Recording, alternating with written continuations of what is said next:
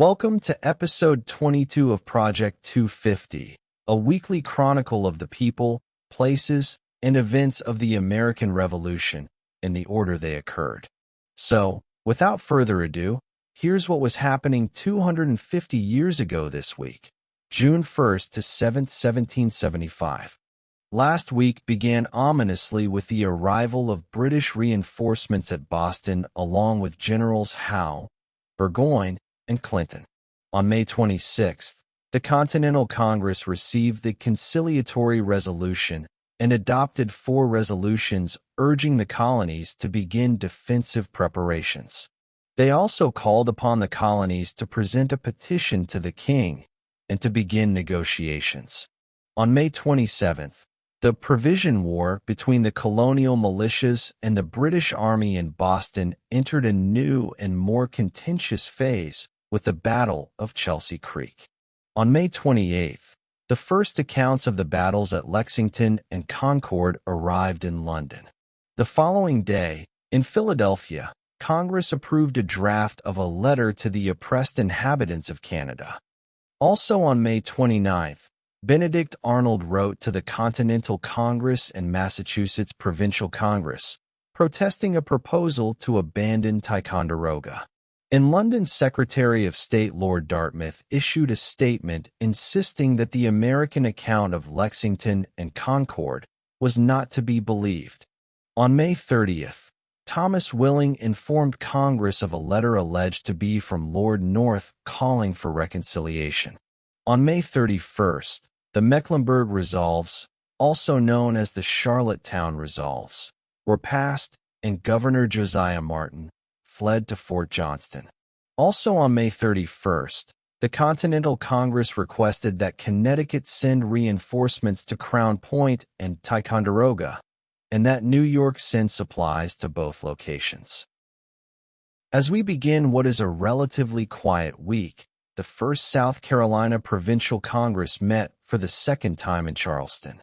On June 2nd, the Continental Congress in Philadelphia received a letter from the Massachusetts Provincial Convention, dated May 16th, seeking advice on the taking up and exercising of the powers of civil government.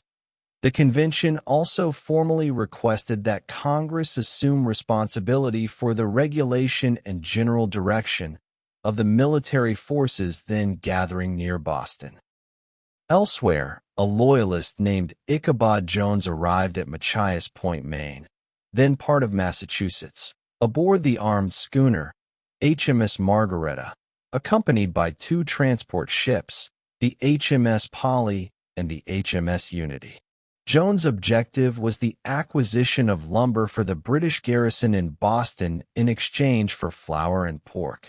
After local patriots objected to the arrangement, Jones refused to sell the pork and flour unless he was allowed to load the lumber.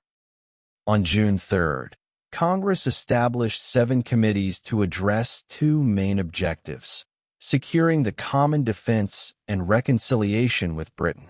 The committees were as follows: a committee of 5, tasked with reviewing the May 16th letter from the Massachusetts Provincial Convention, which sought advice on establishing civil government and reporting on the proper advice to be given. A committee composed of delegates from Pennsylvania, empowered to borrow money for the Patriot cause. A 5-member committee to draft a petition to the king. A committee of 3 to prepare an address to the inhabitants of Great Britain. A committee to draft an address to the people of Ireland.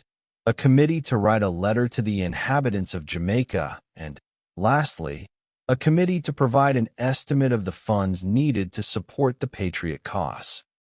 On June 5th, after failing to achieve a quorum, the Continental Congress adjourned without conducting any business. That same day in Savannah, rebellious Sons of Liberty met at Tondy's Tavern to celebrate the King's birthday. Their celebration consisted of the raising of a Liberty pole, drinking 30 toasts with accompanying cannon fire, and a parade through the streets with rifles and bayonets. The next day, June 6th, in New York City, the local Sons of Liberty, led by Lieutenant Colonel Marinus Willet, captured 5 wagon loads of arms that a squad of British soldiers had tried to smuggle out of the city. Back at Machias Point, the local townspeople initially decided not to do business with Ichabod Jones. Indeed, by now the atmosphere in town had grown so hostile that Jones was led to order the Margaretta to move within firing distance of the town. The implied threat prompted the townspeople to hold a second meeting where they voted to allow trade. The Unity then docked at the town wharf to begin unloading supplies. However, Jones announced that he would only trade with those citizens who had voted in favor of the agreement, a decision that angered everyone who voted against it. At this point, a group of patriots, led by Colonel Benjamin Foster and joined by militia from several nearby towns, laid plans to capture Jones at church on June 11th. Finally this week, on June 7th, Congress proposed a day of humiliation, fasting, and prayer to be observed on July 20th. And that's the way it was 250 years ago this week. If you enjoyed this video, please tell a friend. And if you like what you see on this channel, make sure to like, share, and subscribe. You can also check us out on Facebook and Twitter, or X, as well as on Substack. Thank you for watching.